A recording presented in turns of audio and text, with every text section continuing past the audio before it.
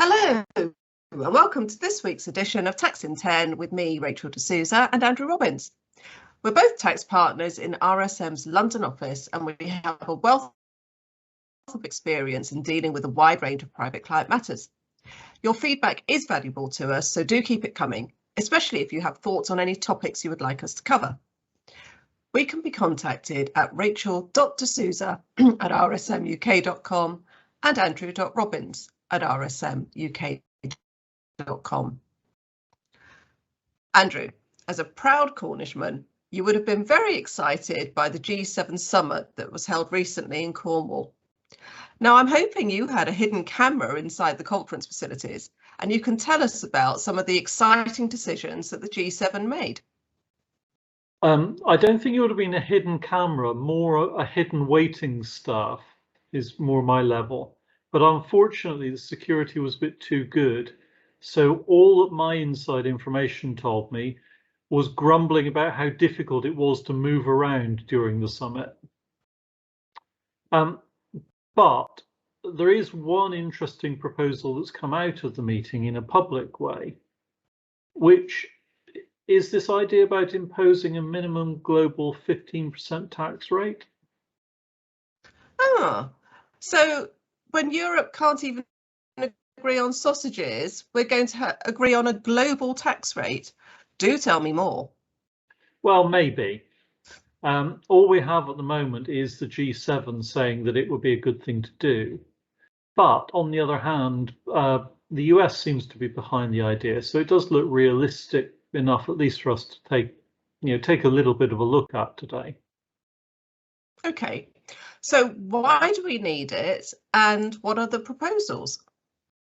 Well, probably the best way to think about this is by looking at an example. And the classic one that people talk about here would be the likes of Amazon.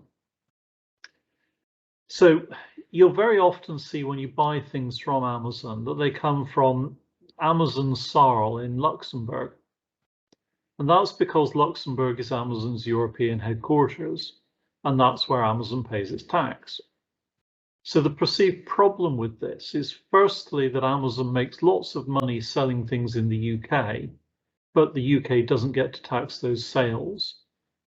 And secondly, that Luxembourg only imposes tax at a low rate compared to what the UK would tax. Now, I'm not proposing to go into all the details, the proposals that the G7 made today, you'll be glad to know, but the plan is designed to deal with both of those problems, with the idea being that the UK would be able to tax profits from UK customers, and Amazon would pay a minimum of 15% tax wherever in the world it's actually headquartered. I think it's worth being really clear that the proposals at the moment are actually pretty limited. The expectation is that it's only going to be about 8,000 companies worldwide that will be affected initially. So, tiny numbers, albeit they are very big companies.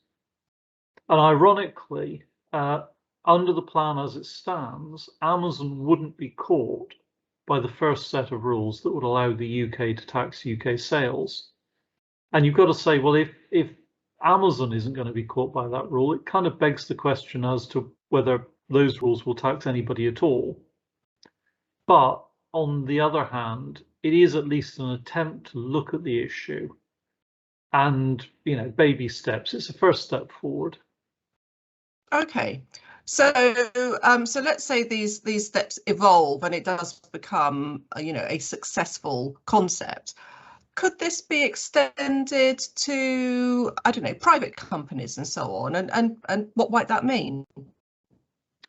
So the proposals at the moment are really firmly concentrated, as I say, on these huge multinationals. And I think the chances of any changes affecting individuals or smaller family companies or investment type structures, that's likely to be a very long way off.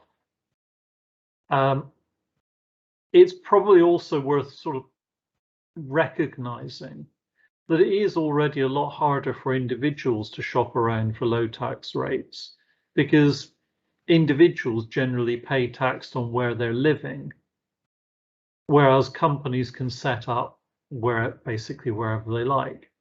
So personally, if I want to pay low taxes, I do need to relocate to a low tax jurisdiction. Yeah, exactly. So, I mean, the point being is if I want to benefit from Dubai tax rates, I have to physically spend 183 days in Dubai in a 12-month period. Whereas I could set up a Dubai holding company, even though all the commercial activities of the commercial group takes place outside of the UAE. So do we think this means that any changes of this type will not have an impact on individuals and their wealth structures? At the moment, I think that it looks very unlikely that the changes that the G7 have been talking about would affect individuals.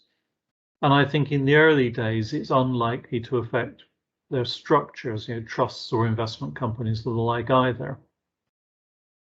But if you're taking a longer term view of this, if the system does work for large multinationals, it's naturally going to expand and widen out to cover a much wider range of things. So you could really see it being extended, I think. Okay, I think I take that. I mean, conceivably it's true, but I think the reality is that, over many, many years, there's been an impetus from the global community in order to, shall we say, tame the global corporation tax rate or tax evasion or whatever it might be. But there's never been an equivalent in respect of taxing private wealth structures. Yeah. And of course, it's much easier to imagine pressure globally to impose a minimum rate for corporations rather than it is to do the same for individual tax rates. So I think, overall, I think the good news here is actually neither you nor I will still be working when and if all this comes to pass, whether it's for corporations maybe, or even certainly for individuals. So you're saying it's going to be somebody else's problem? I think it will be. I think we're not going to have to worry about it too much.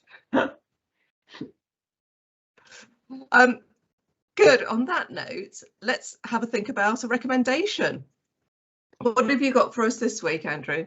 Well, I've actually been back to a cinema for the first time in months. And so my recommendation, in a way, is it was great. Go back to the cinema. I don't really care what you go and see. I would say, the experience itself was really good. They were fantastically well organized.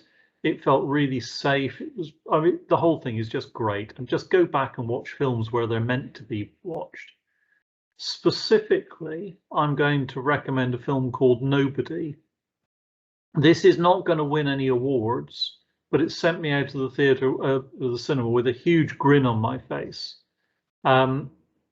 Without going into the detail, if you like films like John Wick ones with lots of crunchy violence and not taking itself too seriously, Nobody was fantastic. 90 minutes long, really good fun. But go to the cinema and watch something. That's my tip. Oh, great idea. Yes, obviously for many of us, we haven't been to the cinema for such a long time. Yeah, I'll have to look up what's on locally. Anyway, thank you for listening. Please let us have your comments or feedback, or even your recommendations. That would be a good one. We can be contacted on rachel.d'souza@rsmuk.com and andrew.robbins@rsmuk.com. Until next time. Bye.